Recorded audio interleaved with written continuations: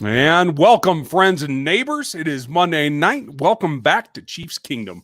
I'm Ryan, your host. This is RGR, my channel, and we are going to have some fun tonight. A lot of familiar faces in the crowd. Want to give a couple of shout outs right off the top. Tons of members in here. Cole, John, FLDB, Stevie Keys is in here.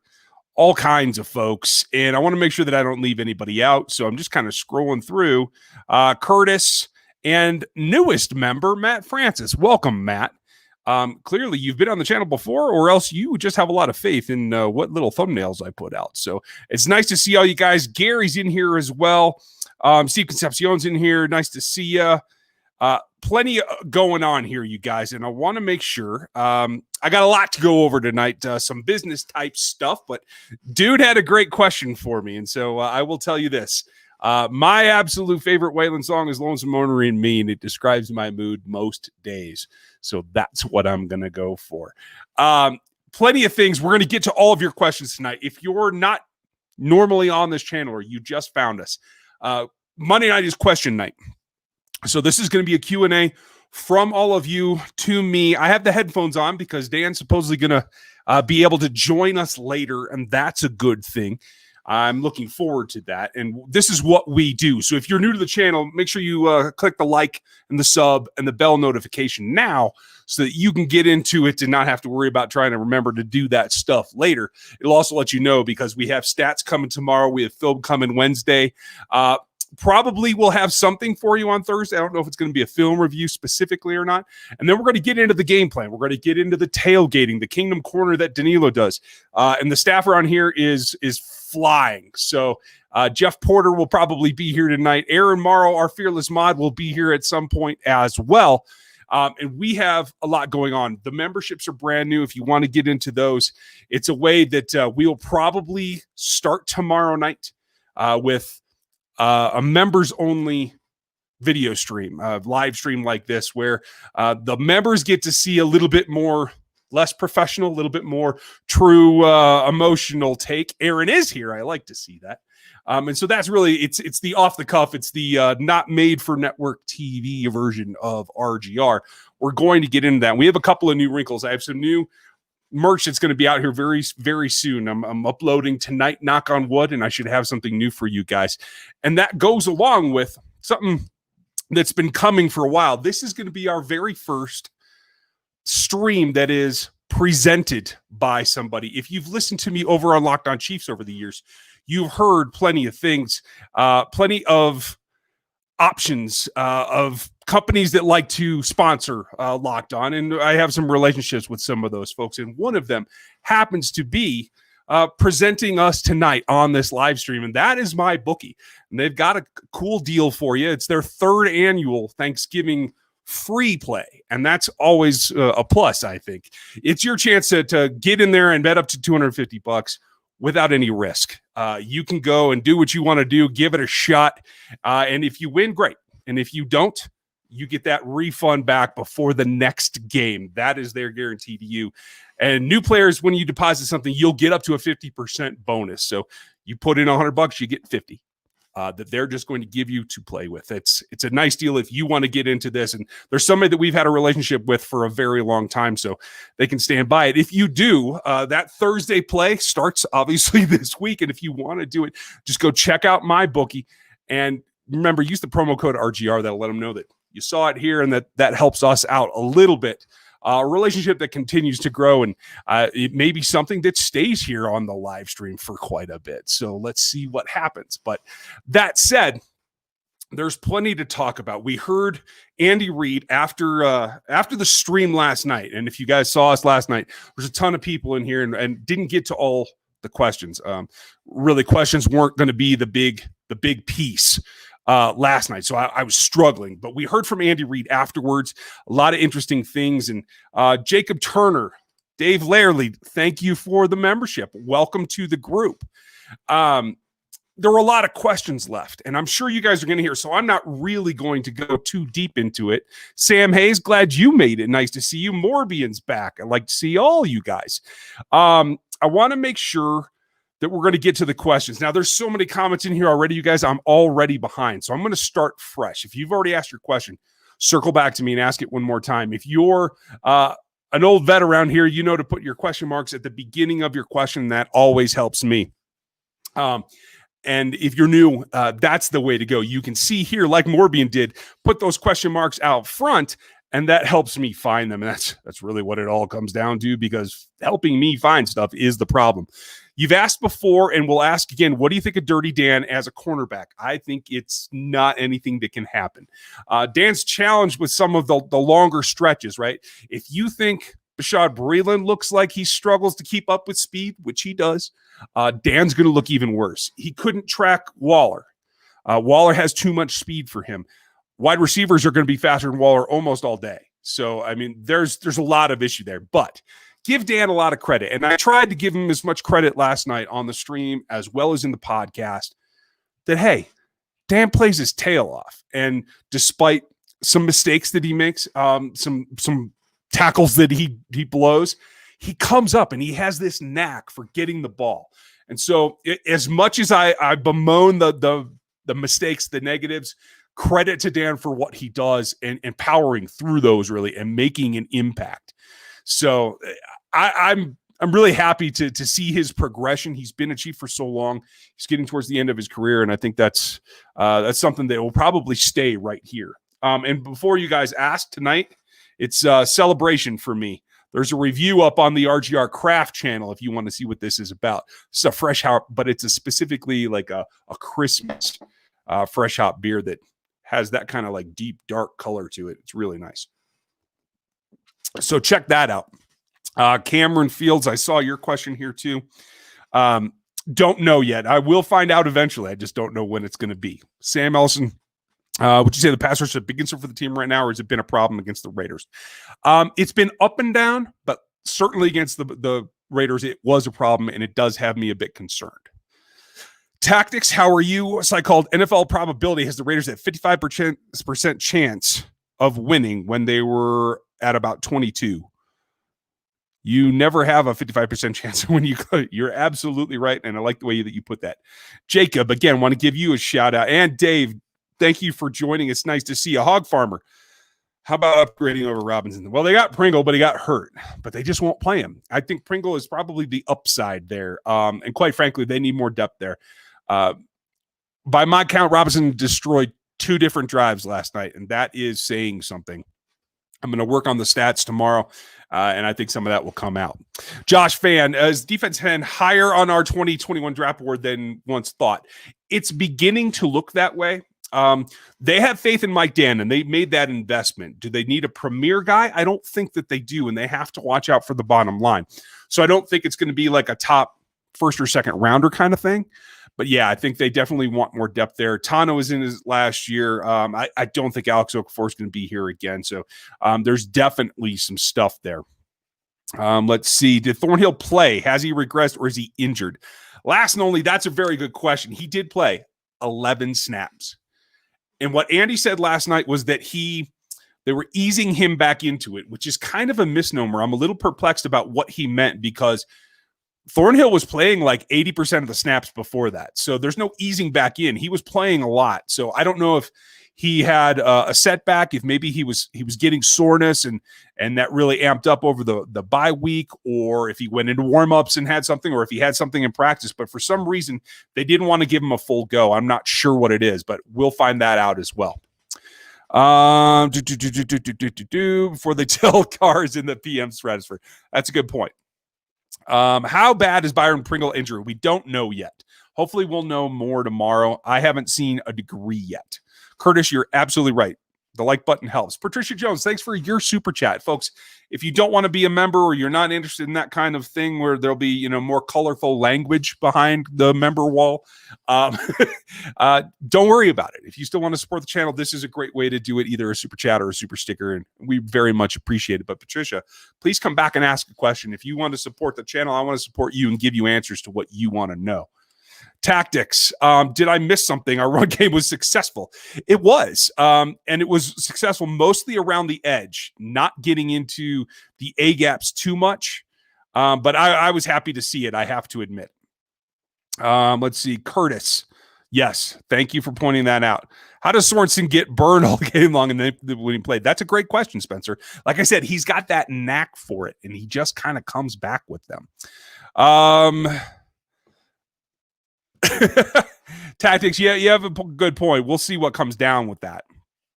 Sam, glad you made it. We still need to hook up because I have a couple of ideas for you. Thank you, Dave. It's nice to see you here. I hope that you dig what we're doing. Folks, the members, so far I haven't gotten a lot of response, but what I have gotten is Tuesday night is better than Wednesday night. It'll be probably a little bit before this time. So I'm looking to do it between 6 and 7 Central, so that I can still, get my kids to practice and that kind of thing, as long as they have practice, because we're shutting down out here. But please, if you're one of the members, let me know in the comments on the video rather than in the chat, because the chat's going to get washed away. But let me know Tuesday or Wednesday. Let me know what works best for you. Stevie Keys, thank you for your super chat. As always, you're already a member. I don't know what you're doing. Would you make offseason decisions with the Raiders in mind at all?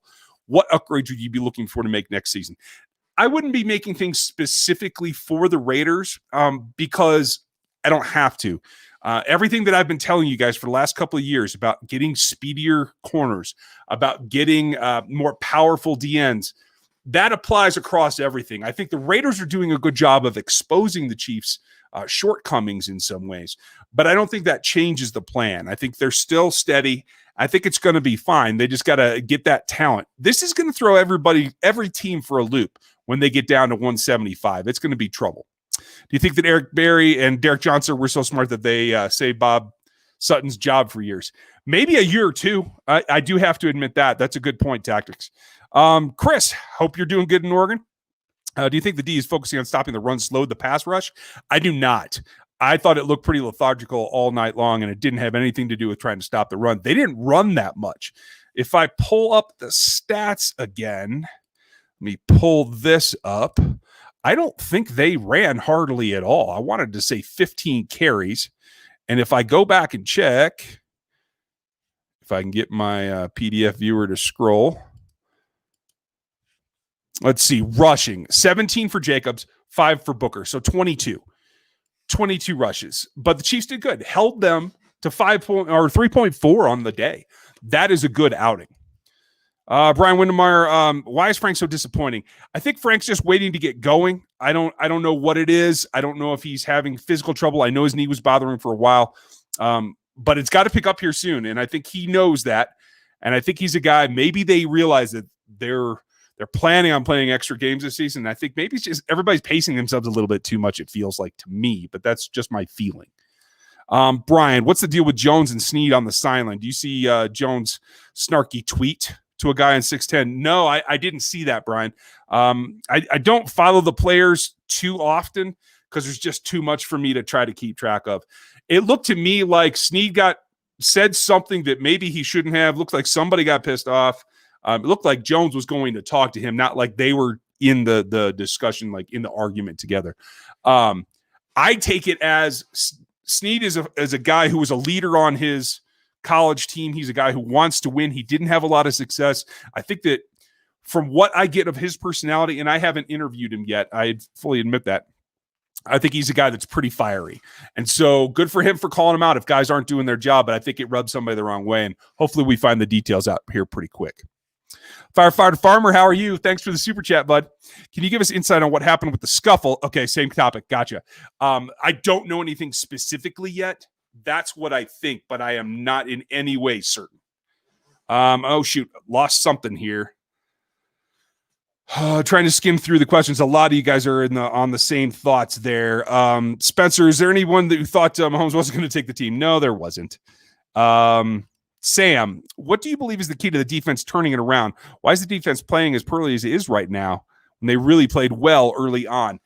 I think they're just, while they're disguising, I think, in the secondary pretty well, I don't feel like they're twisting much up front. I don't feel like what they have opposite, I mean, literally on the other side, as much as Deshaun Wharton's been great and he's been a force, he's not that edge defender that's really out there that can make the difference. And I think they're missing the bookend I'm hoping that Alex Okafor can get back to his previous form, because I think of the guys, I think he's the best pass rusher of the group.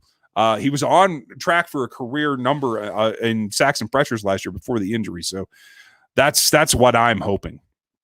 But other than that, I think that's what it is. And I think it all starts with that, because I think Frank and Chris are getting too much attention. Ian Roberts, remember question, how are you, bud? Do you think that the defensive woes are more a coaching problem or a personnel problem? From my perspective, last night was slow adjustments. I felt like Spags could have been quicker, but I don't think the scheme was the problem. It looked like player breakdowns to me. I'll know more after I watched the all 22. It sounded like from Tyron that he made some comments evidently that I had to go look up, and that is one of the few players that I checked out, is that he was not feeling well, and maybe that's part of it. Rock chalk, Eric. Member question, any answers for the Chiefs' lack of athleticism? It's not necessarily a lack of athleticism. Like Willie's an extreme athlete. Snead is an extreme athlete. They're both number one in the athletic matrix in their respective positions this last year. It's putting it all together, and quite frankly, it's the injuries. It's the power structure of the front four and not being able to be dominant enough. And I don't know why that is, but they're going to have to figure that out. Lucas, why was he leaving the pocket early? I don't think he bailed too often, every now and then, and it's just because he was trying to spark something. I didn't feel like the wide receivers did a good job on getting loose last night. Cole, any word on the 17th game of the season for next season will be against? I do not know. I have not even looked into that. If I find something, I will definitely let you know. Stevie Keys, what adjustments does Spag need to make since the Raiders have continued to expose him? That's the question mark. And there was a problem. Part of it was the personnel, because they didn't play Thornhill. So whatever kept Thornhill out, that was part of the problem, because they didn't play the single high that they need to play in order to be successful. So that's the biggest thing, I think. At the end of the day, you got to change the scheme, but the players have to play, and it is a combination of both. I would like to see them play more single high, and I think they have to get guys that have more speed in order to play more man on the outside. Nothing against Fenton and Breland, but they don't have the long speed. That got exposed last night.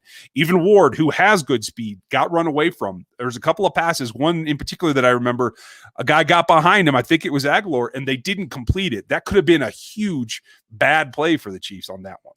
And yes, they do need more speed, Steve. We let Hudson go, yes.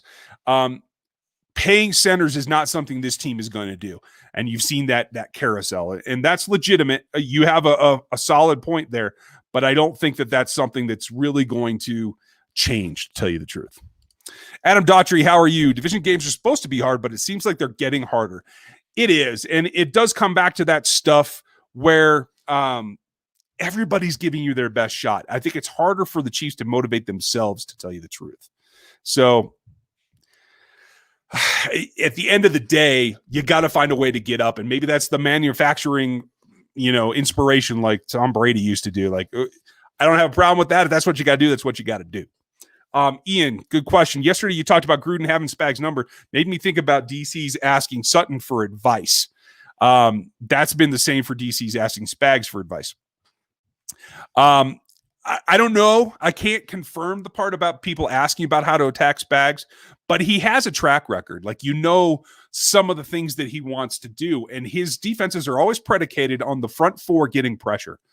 If you can stymie them and you can do what you're doing now, where you're not letting that happen, that kind of plays into everything. So that's a very good point. But yeah, everybody's trying to do whatever they can to scrape up information about how to try to beat these guys. Do you think the Raiders are a legitimate threat in future years, or is this year just 2016 all over again? I have a tendency to think that it's going to be future years, because you're seeing Gruden and Carr come together like I had talked about a year or two ago, and how this offseason I was like, this might be the year. There's no reason to think that they have to move on from Carr. If this continues to click like this, he could be there for a long time, and that's what it takes. He's got young receivers in Edwards, in Ruggs, in Renfro. Yes, Aguilar's a little older. He won't be there forever, but they can replace that. Like, being able to score points is going to be key. The difference is their run game is more of a compliment because of their offensive line than the Chiefs' run game is a compliment to that offense right now. I think that's got to change. Do you still think, as I do, that Jody Fortson makes the soon-to-be 55-man roster in 21? I certainly hope so. I didn't see them elevate Dieter. I don't think he offers anything.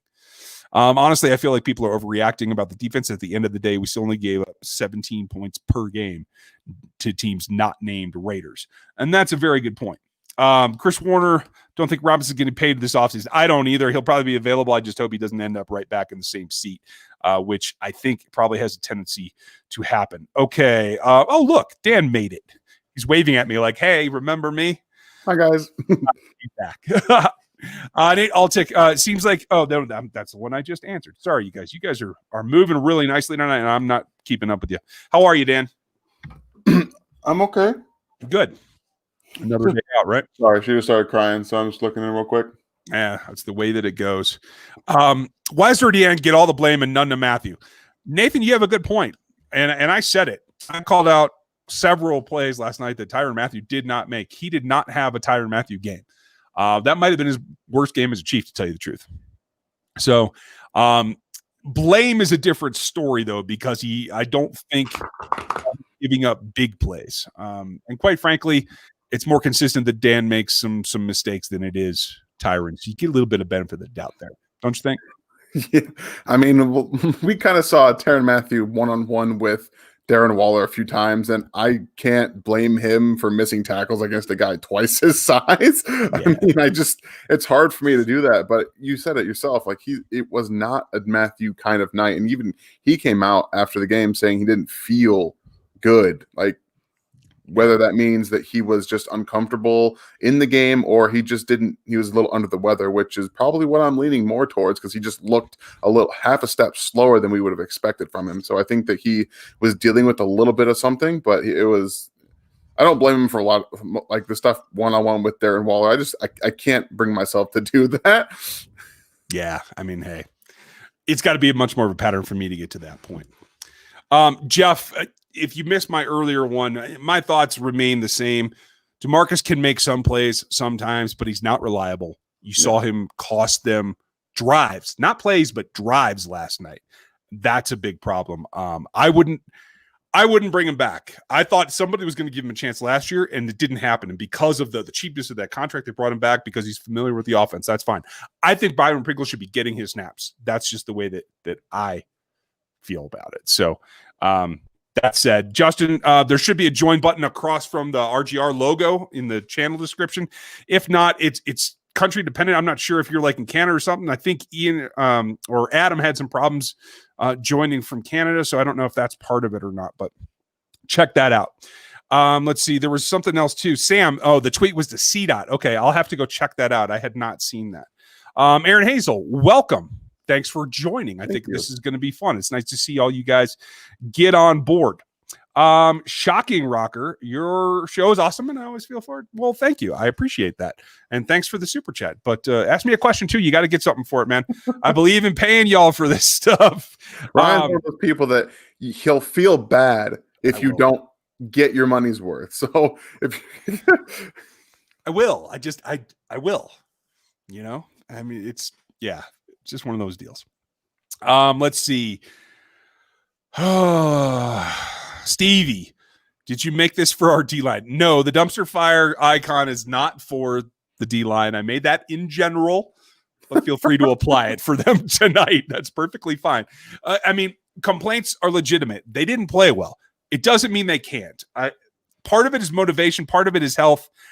I think, honestly, there's still a phenomenon on this roster that gets into, and even Clyde talked about it a little bit last night in his post-game pressure, that sometimes even when you shouldn't feel confident or you should feel pressure to perform, it's kind of like, we got PM15, we're going to be all right. And that's good in having confidence, but it also kind of lulls you to sleep in terms of your own performance. I think that is something that happens, you guys. Yeah, and I think that looking back a little bit at the game in the time that I've gotten, which isn't very much. I know the All-22 dropped after my daughter woke up from her nap, so I haven't even gotten to look at it yet. But I know that the Raiders were very self-conscious about Frank Clark and Chris Jones, and they kind of maneuvered and adapted to their offensive line protections around those two guys, and then one-on-ones, Tershawn Wharton, K-Pass, Okafor, they were not able to get there. So when you're doubling guys and then having struggles with your other guys that need to be winning one-on-one, that's what it comes down to, and that's going to happen. Teams are going to naturally draw their attention to Chris Jones and Frank Clark in the pass rush department, and guys are going to have to start winning one-on-one, and if they don't, this is going to be a continued problem. Yeah, and what you saw from Wharton, like we talked about earlier before Dan jumped on, and I'm sure Dan will agree with this, Wharton's been doing well. He pushed the pocket last night, but he's not to the point in his evolution yet where he's winning one-on-ones consistently with his pass rush technique. He's got to get a rip. He's got to get a long arm. He's got to get some things done, and this Raiders offensive line is good. I thought Okafor played well in the run game. For his first game back, I'll take that. I think they got to get him back on the horse in terms of pass rush. And I think Tunnel Passanio, bless his heart, I thought he played well setting the edge. I thought he was decent against the run. And I think he did everything in his power as an athlete to get out there in coverage. That thing with Witten, I can't blame him. No. He did as well as you can expect a defensive end to do in that situation. He got a hand on the ball. But the problem is zero pressure. Yeah. He produces zero pressure, and that's the thing. He's a baseline starter. He is not a dedicated pass rusher, and that's what the Chiefs need on the other edge, opposite from Frank and Chris. Yeah, for me, a lot of it comes down to pass rush playing with those guys, with Wharton and K-Pass, and they don't have it. K-Pass doesn't have an excuse at this point in his career, especially 2 years into this system. So I don't think they're going to get much more out of him in terms of a pass rush plan and combining moves and counters and that kind of thing. He kind of seems to be the player he is now, and that was really the tone of last night. They were pretty good against the run, and they just couldn't do anything in the pass rush department. Yeah. Dave, Willie played more. He got over 50% of the snaps, so that's a big plus. He missed a few tackles, more so than I would like. He got a little excited, but he also made some plays. Yeah. There were some of those things that it's up and down. I would hate to see it against the Raiders, but I thought overall it was a slight improvement for him, and I think honestly it sets the table for what he needs to do going forward. Let's see. I'm trying to find questions I haven't answered, folks. So don't get upset with me if I scroll by yours because I've covered most of this. But Stevie, since that the Rays were bringing Crosby inside and on an LB looping out, yeah, that's a standard end, either backer or sometimes an end tackle twist. And I don't know why they chose to do that because, quite frankly, I think he's better around the edge against Remmers than he is inside. That you saw him do the same thing against Fisher. I think that's actually how Fisher got hurt on one of those inside moves. Mm-hmm. But yeah, they just didn't feel like flushing Mahomes from the outside was really going to pay off. They were ready to let him run for some reason, which didn't make any sense to me. Yeah, their game plan was a little odd considering their first time worked around. I think they just kind of assumed that it wouldn't the second time around, and they didn't necessarily always just drop into coverage. They kind of were trying to be weird up front and force Patrick out of the pocket, which, I mean, they watch him play, right? Yeah, maybe. Sort of. And then he goes and makes some pretty good plays outside of the pocket. And Matt Bowen, on ESPN NFL matchup breakdown guy, he was talking about how they forced him outside of the pocket to make plays outside of structure. And Patrick Mahomes is the best quarterback in the NFL outside of structure. Yeah, he just is.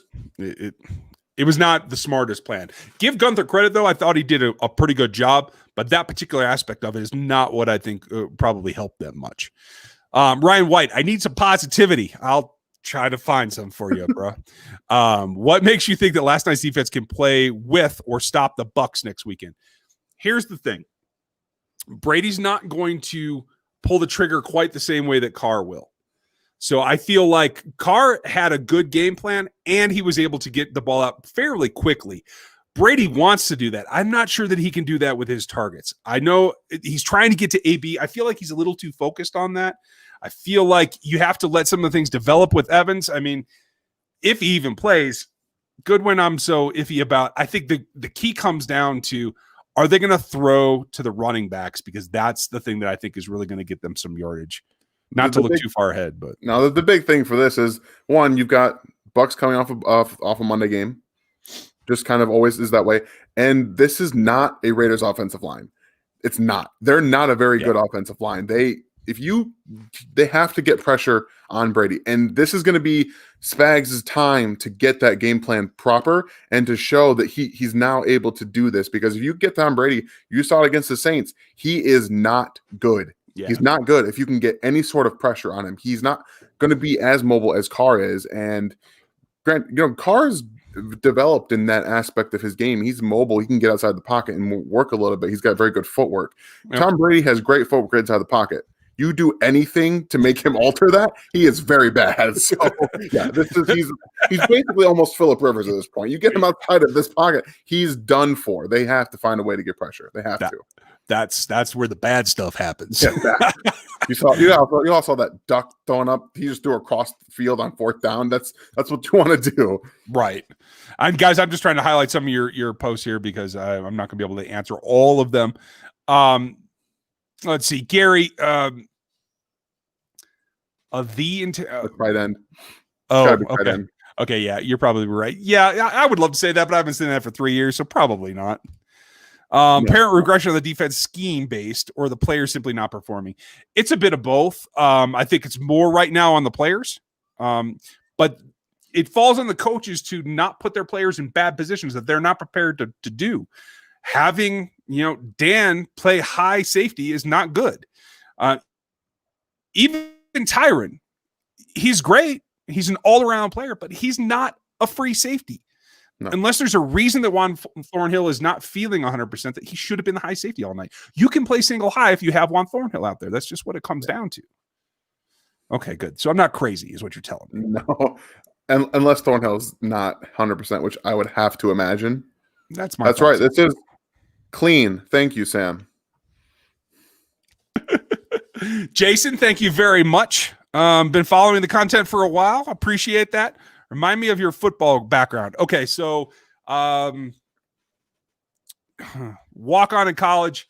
Big thing is that I was a strength and conditioning coach at a D1 school. Did that for a few years. I've developed athletes over the years outside of that as a independent practitioner. I was an independent strength and conditioning coach, and I got guys ready to play not only in college but in the NFL. So that's kind of my thing. I'm an exercise physiologist by training. So that's the background, man. Fancy. Yeah. Well, it all comes down to I know stuff. Why did Matthew look afraid to come up and hit? Well, quite frankly, because they were asking to come hit Waller. That's got him by what, 45 pounds. And if he comes downhill, he's gonna miss because Waller's fleet of foot. He can make guys miss like this. It's hard. Yeah, but I have to agree. I'm not very happy with it. Don't put him in that position if you don't feel he can do the job or you're worried about getting him hurt. Now that said, he is key. I mean, as much as Frank and Chris are important, Tyrann Mathieu is the leader of that defense.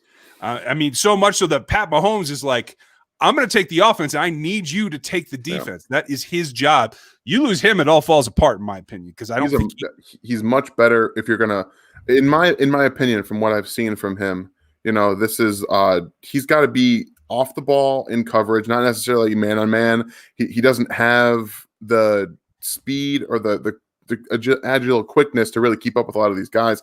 And if he's in that robber role in coverage where he's able to really kind of sit back, watch the quarterback and make decisions, or he's blitzing, that's really where he's best, in my opinion. And I didn't see much of that at all against the Raiders. I completely agree with that. I mean, honestly, and I love it when you can line them up in the nickel and let him go to the robber or the opposite. Play those games across the middle because that's where quarterbacks want to go when they see high coverage or they see cover 3 or something that takes away the deeper routes on the outside. That's where they want to go, and that gives you opportunity, and that's what I'm looking for. Man, let's see. Is Frank the Tank fighting through an injury? He might be. We just don't know. I don't think he'll tell us, to tell you the truth. You'll never know. And, overloads is a good point, Ian. I think that's what they're going to have to do. I actually hope to see a little bit more of the zone blitz because I felt that worked for them a couple of times. So I think you can get more creative with that. And you have to adjust. Every team's a little bit different. This isn't the 2019 team. You have to do some things a little bit differently. Let's see here. Oh, Eric Miller, you're throwing the fire at me, huh? I can't see it, but I can see the text. So, yeah, stuff is on fire. Josh Levin, welcome to the memberships. Thank you. Thanks for jumping aboard. It's going to be fun. Again, folks, if you're one of the members and you want to get on the live chat, let me know tomorrow. I'm planning on tomorrow on Tuesday night right now, unless I hear different. So hit the comments with that if you want Wednesday night instead. Let's see here. Matthew has only next year left on his contract, about 20 million cap hit and 5 after that. Yeah, I expect them to extend him. He's not going anywhere. I agree. My big thing, I actually thought he was signed through 2022 though. But if you just look that up, Stevie, then cool. I would expect an extension. Yeah, I thought he signed a 3-year contract when he came over out of 4. Okay. So it would be 2021. But okay, Cole. If by some miracle we don't lose EB as a head coaching gig in 21, how many more years in KC? Honestly, from right this second tonight, he is on watch no matter what. If for some reason, and I expect him to get an offer, if he decides not to take it because it's a crap team, more power to him. But he's going to be perennially at the top of the list every year following. Yeah, I just don't see it, man. I feel like he's doing everything. He's one of those guys, he gets in front of the podium. Players gravitate towards him. He's a guy that he's got that charisma of a head coach. You didn't really see a lot of that with Matt Nagy or Doug Peterson, even though Doug Peterson went on to win that Super Bowl. He's got this thing that gravitates players toward him. And if he gets a chance to go work with Deshaun Watson, you better believe he's 100% taking it. I hope he doesn't. I don't think he'll have the support in that organization, but we're not going to get there tonight because we have too many questions to get to. Aaron, I do think they played too much zone, but again, that was because they didn't feel comfortable with the high safety. And honestly, I'm not sure they felt comfortable with their corners either because everybody got beat with some speed last night. So that's really why they went to the zone. But, experience beats zone. Athleticism beats man in generalities. And I think that you saw that on display last night. Let's see. You're right, Eric. I'm glad you see it the way we do. Listen to Aaron, folks. He's the man in charge. I'm just here. I'm just the talking piece. Aaron's the guy really running this gig. Let's see here. Samuel, how are you? Is the possibility of either Osemele or Schwartz getting healthy in the playoffs? No Osemele. No. I have all my fingers and toes crossed for Schwartz. Yeah. If you paid attention during the bye week, he put out I want to say 3 videos about what he was cooking in the kitchen, that kind of stuff. He clearly had a lot of time that he was spending getting ready for his gig after football, which I think he's going to have a great cooking show. I'll watch it daily. But that tells me that he was not preparing to come back for this week. And I'm worried about his longevity. If I were a player in the league today, I'd be very happy with where Mitch Schwartz is because I would say I've done everything that I can do. I have a ring, and if my athleticism and my body's falling off a cliff now, it's been fun. See ya. Yeah, he's been at the top for so long. He was such an Iron Man, and a lot of times, if you hold it off for that long, the worst is coming. And he had a bit of a back issue last year, and he was able to work it out, and he hit that stretch in the playoffs where he was dominant, and now it's starting to come back. And at this point, if it continues to be an issue, it's probably going to take him out of the game in the next couple of years. Yeah, that's kind of my thought as well. So, and that said, let him rest. I'm fine with him missing these games right now because, quite frankly, I don't think Remmers was part of the problem last night. No, I don't think so either. I thought he was solid. So as long as that's the case, then let Mitch rest. I'm perfectly fine with that. Go ahead. You got a big problem on the right side of your line, but it's center and right guard. Those guys have been issues all season. All season. But again, Austin Ryder's still starting because apparently he was only resting, and they were like, we'll give Kilgore a couple games so you can get fully healthy because we like you as our starting center because we're dumb. But okay. They're loyal. We're going to put it that way. Yes. Andy Reid's very loyal. I will say that, yes. I agree with you. I think Kilgore should be in there, but I don't think it's out of stupidity. I think it's because they're trying to be loyal. But Knicks fan, 2 things. Snead just came back from a serious injury. And quite frankly, he's a rookie with only 2.5 games under his belt. He needs more experience. It's going to be a little bit of a progression there, man. I want to see him more than anyone. It sounds like you do too. So we'll get there eventually. The Bucs defense doesn't scare you. Okay. We'll see. I'm a bit concerned, I have to say, because I think that they have the wherewithal to do enough to tax some of the things that we saw last night as well. Yeah, their front four, they're extremely good against the run. This offensive line is one of the worst in run blocking, so that should tell you pretty much how that matchup goes. And Levante David and Devin White are absolutely terrifying. I don't care who you are. Those guys, that's the best linebacker duo in the entire NFL. In coverage. Period. Yeah. I don't really care so much about run defense because I know you don't. Line's so good. Like, they don't need to worry about it so much. I can't blame you. You're young. You millennials. It's all about coverage. I'm on a millennial, actually. Okay, we'll save our fight for tomorrow night. Wow. And folks, Dan and I do disagree from time to time. You've heard me and Seth disagree over the years where we do it in a nice, like, calm way. Well, Dan and I get to let it out here eventually, so it'll be fun. Too, yeah. Let's see. Ryan, would you cut Frank Clark after this year? KC, I would not.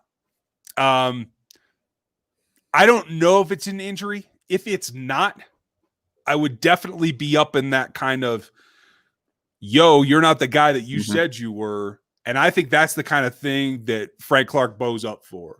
I think Frank needs to be challenged. And I don't mean by like calling him out or anything. Like, I think he plays better against better competition. I think he plays better when they're down. I think Frank needs that kind of extrinsic kind of motivation. Yeah, he does seem to be that kind of player, doesn't he? Like, if we all remember last year, he was hurting for most of the season. He came back. They were on that stretch getting into the playoffs, and that's when it started to click for him. And whether it was because he was fully healthy or because he was just like, I'm going to put all of it aside to go get this ring. And I expect that to kind of click here in the next few weeks. Yeah. And if it doesn't, that's when you get to start thinking, okay, well, maybe you need to be having a talk with us because we brought you in here to be like the guy outside of Chris Jones, and you're not the guy. So again, still very good in run defense. Like, there's a reason teams run away from him for the most part. They don't want to deal with it. Yeah. Well, and if you want to see who Frank really is, go look at his post game after the Titans last year. They thought they were going to get run over. The Titans came in cocky, and he put the foot down. And I think that's who he is. I just don't know why he's not able to do it all year long. Yeah. And I don't know if it's physical or mental, but I'd like to see more. Hey, man, I grew up in Chicago in 85, bro. So I want to see something that hurts on the defensive side. I want to see zeros. That's what I want. Yeah. I'll never be satisfied otherwise. It's just what it is. So no, I get it. Oh, hey, Nate Matthews, welcome to the members. Nice to see you. Let us know your opinion about which day to do that chat. And folks, we're going to kind of alternate. We're going to do a live stream members tomorrow. We'll do a members Zoom the week after because, quite honestly, I got a bird to cook and all that kind of stuff. So there's things to get done. But Jason asked, I'm glad that you're here to engage as well. We have fun with this. This is the most fun that we have on this channel because otherwise we're just digging into stuff that's kind of solitary. But heading into the playoffs, it's the fact that we're going to complain about this defense all night long. We're going to complain about not being able to run the ball better. And they're 9-1. Yeah, exactly. That's what it comes down to. I mean, they got a ring for this one, right? Like, there's room right here coming up for this next season. And that's where it is for me. Yeah, I got to say this. We get to complain because they're 9-1 and they just won a Super Bowl. Like, that's the benefit of seeing what it takes to win a Super Bowl. And you're just like, well, guess what? That's not what it looks like right now. And then on the flip side, look, we're still 9-1. We can still have some room to grow. And they're about to hit some tough teams in the Bucks and the Saints. And I expect this team to look different against that higher opponent. Yeah, and maybe they'll start taking the Raiders more seriously in that regard next year or this in the postseason, depending on what happens. And that's a fair point. Somebody asked a little earlier. I had it clicked and then I missed it. And now it's gone. I can't scroll back to it. The team that scares me the most is the Saints. Yep, 100%. The Bucks are a serious hurdle. Yes, but the Saints scare me more, especially if Drew makes it back by then. 11 fractures. I don't see him playing in that game, dude. That guy's made of iron. I don't it's care fine. what it is. But I understand that, but I think if they're winning with Taysom Hill regardless of how they're winning, I think they'll let him rest because they'll still be winning. Yeah. But against the Chiefs, I'm not so sure. It'll depend. I don't know, man. I don't know either. Only Sean knows. Only Drew Black knows. Steel, I'm glad it works for you. That'll be cool. Ryan Conley, Snead played. Didn't see a ton of them, but yeah, he did play. I got to scroll back up. There we go. I'm losing it, you guys. Why did they put Jones next to Clark? That was not good for them. That's where they normally play, preachers. I actually was thinking about third quarter. I'd like to see Chris go out to the other end, and let Wharton play in the middle. I'm kind of pissed off that Saunders has been inactive. Yeah. Nothing against Wharton, but Saunders has upside. I don't feel that they're getting enough push from Pennell and Noddy in terms of the pass rush. And you guys know I love Noddy, but it's not there yet in the pass rush. So, yeah, I don't know what it's going to be. He seems to be a run defensive tackle. Like him and Pennell are your 1-2 run defensive guys, and then you need to do something and switch out to get some pass rush because they don't have it. Absolutely, and I'm fine with platooning them. You need run defenders, especially when a team like the Titans comes to town. Like there are teams that want to do that, and you have to have them. But Nate, you have a good question. Do you think they'll bring Stefan in for rotational help? Will Sammy be effective soon? I think he'll be back soon, and I think they're doing a good job of holding guys out until they're able to be effective. So I'm hoping that he will be. Wisniewski's a different story. He tore his pec after week 1. I'm not sure. I have no status of that injury whatsoever. Everyone that I know in Pittsburgh, beat reporters and all, have no status on that injury. I have no problem with them sitting him until the postseason. Yeah. It worked last season. He doesn't need much reps. He needs to get back in the playbook. They've probably added a good 50 or 60 plays since last year. No, I'm not even kidding. I know. This is funny. So he's got to learn that stuff, but he doesn't need the physical reps. He's mostly good because of last season. And again, he peaked like Frank in the postseason, and I'm okay with them doing that again. I'll be interested to see where, if they do insert him, where it will be, because you know where I want it to be, because I don't think Allegretti is a liability. I think he's been better than expected, to be honest with you. Yeah. I mean, yeah. And the problem is Wiz doesn't play on the right very often. I don't think he's played but a handful of snaps his whole career on the right is the problem. I know. But do you think will it be better than Wiley? Probably. Ivory, I talked about this earlier. Maybe you're late to the show. I don't know. That's my big question that I'm waiting to get an answer on. My guess is either late in the last game prior to the week off or during the week off, something got tight. Something started to bother him a little bit, and they were trying to take it easy on him. Andy's answer didn't make any sense last night, that they were trying to work him back in because he was playing like 80% snaps before that. You call the rotational player. Yeah. I mean, come on. No, that's BS. Yeah. But that's not. That is hiding the fact for some reason. And I don't know why it is, and that's fine. That's the gamesmanship of being a head coach, folks. Jimmy's nice to see you back. Except I missed the comment, so hit me again. Because I don't see your comment, or Aaron, pipe it over to me if you would. Folks, if you haven't figured this out by now, I couldn't get any of this done without Aaron. Because I miss stuff constantly. There's just too much in here. Let's see. There's too many questions there, Knicks fan. I honestly don't know. Eric Schneider, there's been no elaboration, just that he is hurt. He does have something they confirmed, but I haven't seen the diagnosis yet. When I do, I will let you guys know. Steve Concepcion, how are you? They took away the short passes. The Raiders went deep. When we took away the deep ball, the Raiders dinked and dunked. How does Spags know when to adjust to either? That's the problem, is I don't feel that they disguised very well last night. And part of that, again, is not having your coverage blanket over the top of you where you can show different looks and then move around. I saw Fenton doing, nickel dives to the deep half and stuff last night. I didn't dig that. I hate that maneuver myself. But so here's the problem. You have Fenton, Matthew, Sorensen, all guys we know don't have sideline to sideline speed. Thornhill's the one guy you have back there besides maybe Armani Watts with that kind of speed. And that's pushing it for Watts.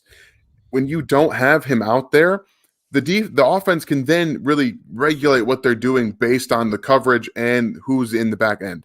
You have, Sorensen and Matthew back there. You can kind of move things around and get the matchups you want because you don't have to worry about a deep safety coming over to get the ball. And they didn't have to worry about him in the game. He played 11 snaps.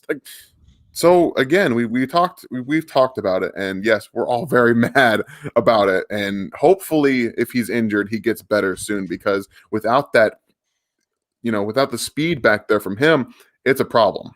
Yeah, I agree with you. And they're not going to tell us because they don't want to, make him more of a target out there. Yeah. There are teams, don't put it past them, that will target guys when they know they have an injury at a specific body part. So good for them for protecting him.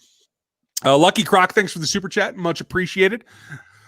Hopefully they treat this loss in order to light a fighter under the team. I'm totally with you there. Loss can be constructive. Chasing the undefeated Pittsburgh is giving me anxiety. Don't worry about that.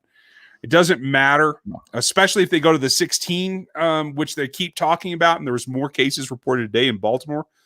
If they go to 16, nobody gets a bye. And at the end of the day, all the good teams have to play each other. So I couldn't care less. Don't let yourself get too worried about it, because in the end of the day, they're going to play who they need to play. Deldrick, nice to see you again. They're still getting pushed, yes. Can we do this because of technique or hand placement? For me, it's technique with Wharton. It's probably technique a little bit in terms of the pass rush with Noddy. Pennell's pretty good with his hands. Yeah. He's pretty good with technique. He's just not explosive. That's what I see. Yeah. Pennell is just kind of there. He's more of like a defensive tackle you put in there to not get pushed around. He's not going to blow anybody off the ball. He's not going to blow himself off the ball. He's just going to kind of sit there, and then when the running back comes around, he's going to kind of throw off the tackle or the guard and go get him. So yeah, he's that's just kind of what he is. Yeah, and that's okay. Yeah, that's absolutely fine. I love it. Sean, welcome. I'm glad you're having a fun time here, because this is what we do all the time. Cole, I don't have a definite prediction. I'll just say that Baltimore's falling apart. I'll take Pittsburgh all day long. They look so bad. Yeah. Samuel, Herbie did tweet that out. I haven't gotten back with him, but I assume it'll be the Wednesday transaction report. I could be wrong. We'll find out. Sam, I'm glad you're watching the game, because I'm not. I have no idea what's going on. Excuse me, folks. Let's see here. Oh, Zach Jackson, welcome to the members. Nice to see you. This is going to be a fun time. Stevie Keys, I think Andy empowers guys to be their own coach, while Belichick's guys try to emulate him for success. It's a very good point. The difference in the trees is pretty substantial in that none of the branches on the Belichick tree actually flower. So Brian Flores flowers. Yeah. And I like him. Brian Flores is a coach. It's one. But still. I'm just saying. Mike Vrabel too. Yeah, although I'm going to take credit for that, him being in Kansas City. Coach. You can't give him that much credit. He played more with Belichick. I can do what I want. But yeah, okay. So there's two. Maybe Romeo. But Romeo was a coach long before Belichick, so I'm not really going to go there. Really wish they would play Hardman in Robinson's absence. I agree with you. I think, honestly, they were trying to rest McColl. I don't think he was 100% in terms of energy and explosiveness. But, hey, everybody's been down on McColl for the couple weeks before that, right? He sat out the whole game. He came in. He made a big play and made a big difference in getting that win. So let's cheer for Hardman. You could see that he was just like – he was breathing after that. Like, you could see it after he caught it. You're like, yeah, there's a reason he wasn't playing in the game up until right now. He just doesn't have the energy level. Yeah, he was like me on a treadmill once a year. Let's see. Who's got it here? Who's next? Gavin, how are you? Pringle Robinson, Hardsman, who do you trade, keep, and cut? I'll definitely keep Hardman. I would keep Pringle too, and I would let Robinson walk. Yep.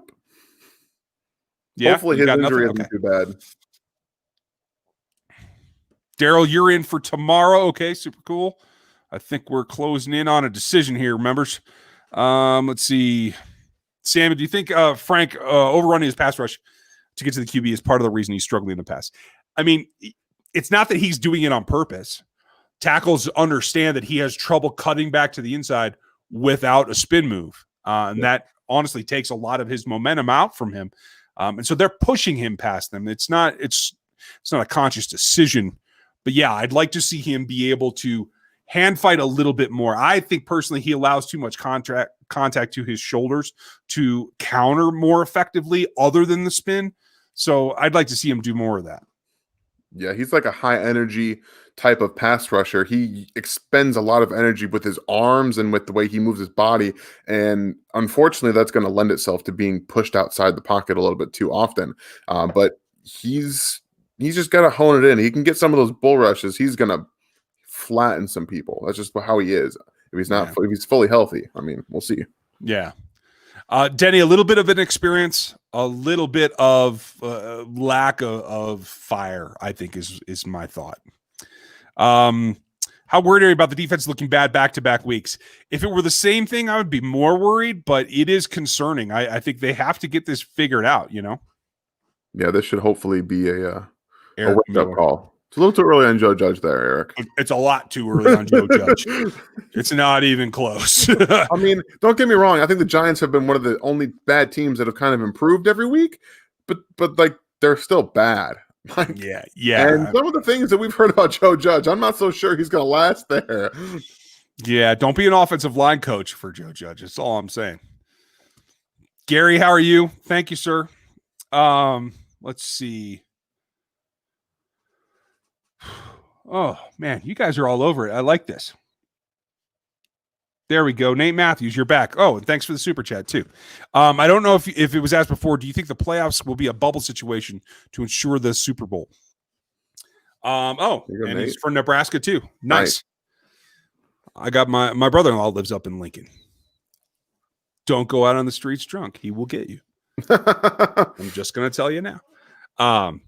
Man, I'm leaning towards yes for this question. See, my problem, I would like it, but I don't see how it's feasible.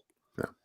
I mean, I think they've been working on it for weeks. Like I feel like they've been trying to figure it out, especially with the amount of cases that are continuing to ramp up. They kind of have had to have this plan in place, and if they don't get it, then some teams are going to get some issues in the playoffs with these COVID positive results. I can tell you that much. Yeah, I agree. I think it's just a tall order, man. I find it difficult. It definitely is. Do you think the lack of fans is called a lack of fire in defense? Oh yeah. Okay, so we're right there together.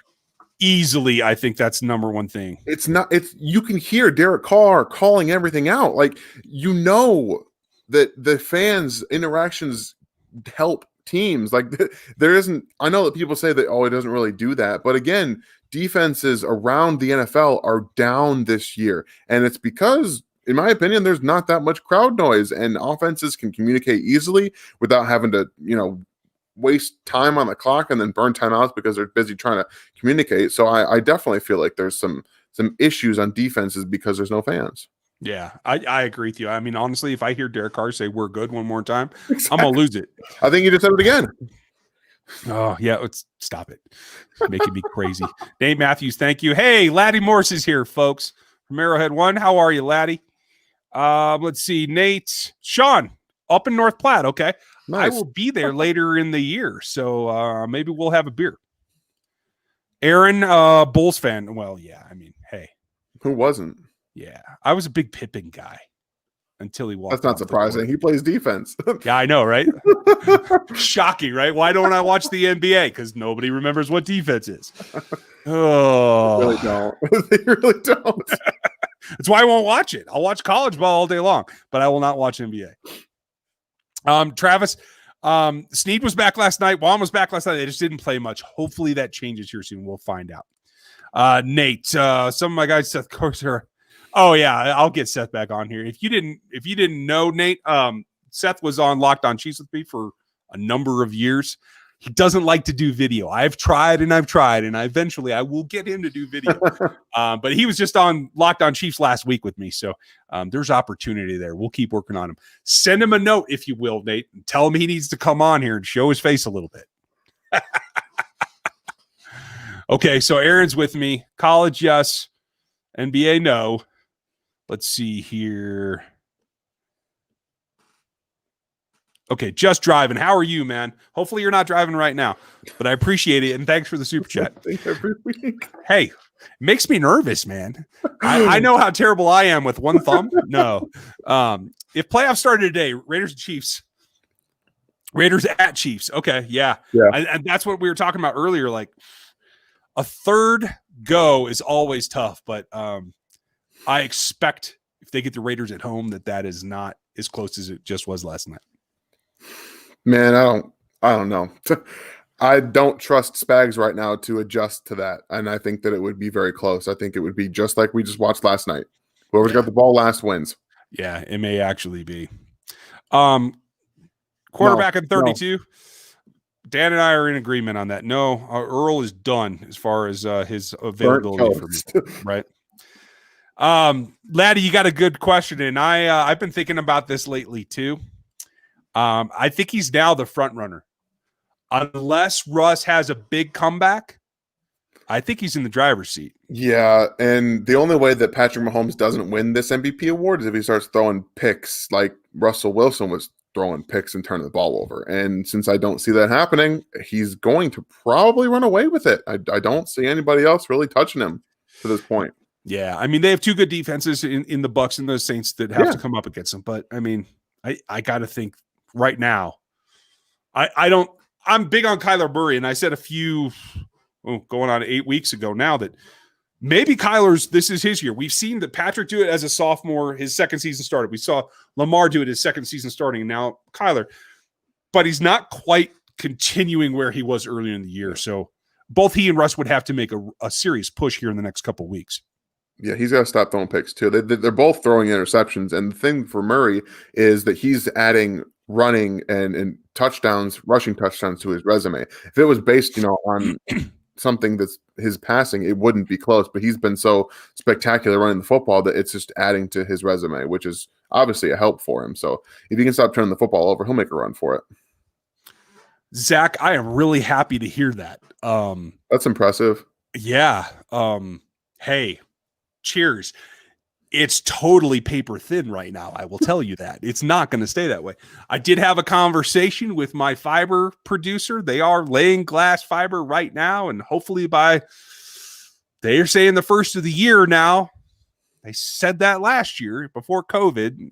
COVID is what really derailed them. They're a pretty small company up here in the mountains, so I got my fingers crossed. Once that happens, man, you'll see us crystal clear. And quite frankly, I'll be able to do a lot more higher resolution in the whole 9 yards. And then we'll make Dan look like he's pixelated. Well, I'll just start plugging my laptop actually into my fiber instead of just letting it be Wi-Fi. Why you got to do that to me? I mean, you want to we'll both be crystal clear. How about that? Okay, I like that better. Schneider, nice hat, Dan. Tired of young people asking me if my last name is Weiserman. I don't even know if I said that right. I just remember I used to say that. Okay. Iser. Okay. I used to give my one buddy who's a Wings fan a lot of crap about that. Let's see. Samuel, where does DeAndre Baker fit in the CB room? Is he a CB3 right now? Right now, he's a practice squad player. He's got a lot to prove in my mind. Yeah. But Travarius Ward's so bad. And a lot of people are giving me static today because I called out Ward. You got to remember, you guys. Yeah, he didn't give up that many catches, right? What was it? One catch. He also let Aguilar or whoever that was get behind him for 35 yards, and the guy dropped the ball. That would have changed that game and probably ended it for Kansas City. Yeah. Ward I saw it today. He's a phenomenal tackler. You saw it last night. He is he's the best tackling cornerback in the NFL. He actually is by a lot of different metrics in terms of missed tackles and actually being able to ramp up. Okay. But the problem is he's very linear and he doesn't have straight line speed to keep up with a lot of these guys. If you don't allow him to jam, press, do what he does well, he will get beat. And we've talked about it over the offseason. I like Charvarius Ward. In the system, when you allow him to press and play man coverage, he's good. And you allow him to limit catches that way, and they didn't target him enough in that. The Raiders did not target him that much, and that was confusing to both of us because him and Breeland don't have speed to keep up with Aguilar or Ruggs, and they just kind of didn't go that deep. So yeah, I thought there could have been a much bigger game. I agree. And Only Knives, you have a very good question. I feel terrible for Joe Burrow. Yeah. but his injury put CEH and Claypool, I think, at the head of the class. Nope. No? Who? No, Herbert's going to run away with it. Okay. He's going to go for 35 plus touchdowns, which is going to break any rookie touchdown record ever set.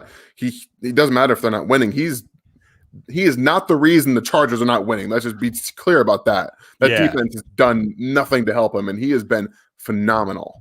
I'm totally with you. And if he stays healthy and he continues that, you're right. If he hits those numbers, for sure. And quarterbacks are always going to get the attention, folks. Yes. But in terms of who's the best player right now, I would probably put it in terms of impact that you didn't expect. It'd probably be Claypool, Herbert, and then CEH, because there's a lot of expectations for CEH, to tell you the truth. Yeah, exactly. Let's see. Knicks fan, I think the defense will be fine with a lot of injuries to CB. I hope so, man. I'm crossing my fingers. You're right. They got to prove it. They got some offenses to come up against this and down the stretch here, and they got to play. Right. Ruthless. My CB death, CJ or LJ 1, Baker 2. Ooh. We're shot at nickel. Breeland's one of the best corners in the NFL this year. Yeah, man, he's. We talk about him not having the speed, but he's been locked down. He's been pretty good. Yeah, I mean, he's exposed by his one thing. It's the deep speed. Yeah. Right now, I would put it as Breeland, Snead, Fenton, Ward. Yeah, that might have flipped. We don't know. We haven't seen anything about Baker. You can't include him on anything because we haven't seen anything. He hasn't played in, a year and a half? So I mean, it's been a long while. Yeah, it's been a while. And quite frankly, he was not disciplined when he was playing for the Giants. Correct. A guy that should be better in man played better in zone as a rookie. So we got to see what's going on with him. There are a lot of questions about him, you guys. Ian, how do we match up with the AFC playoff staples like outside of Vegas, Buffalo, Pittsburgh, etc.? Very well. Clearly, Pittsburgh, good. Indy's defense is good. I think, obviously, Phillip Rivers being Phillip Rivers and the fact that they can't decide on a running back that can carry the rock consistently, I think that's an issue. I don't think T.Y. Hilton is what he was. So I'm not worried about Indy in terms of matching up with the Chiefs. And quite frankly, outside of Chase Claypool, I feel pretty dang good about the matchup against the Pittsburgh Steelers. Oh, Deontay Johnson is very good. Yeah. He's very quick, and they don't have guys in the slot that can really take him with that speed. See, I feel like Fenton can, especially early in the route. If he lets him loose, then it's all over. But if they're not going to let him press, then no. Right. That's really what it comes down to. Benjamin, yes, he did get signed. Aaron, what did I miss? Jimmy asked, Darrell Williams equals secret weapon. Raiders didn't see him coming. Yeah, he is great at pass pro. And I know everybody's giving him crap about falling down and getting caught on that. What you're supposed to do.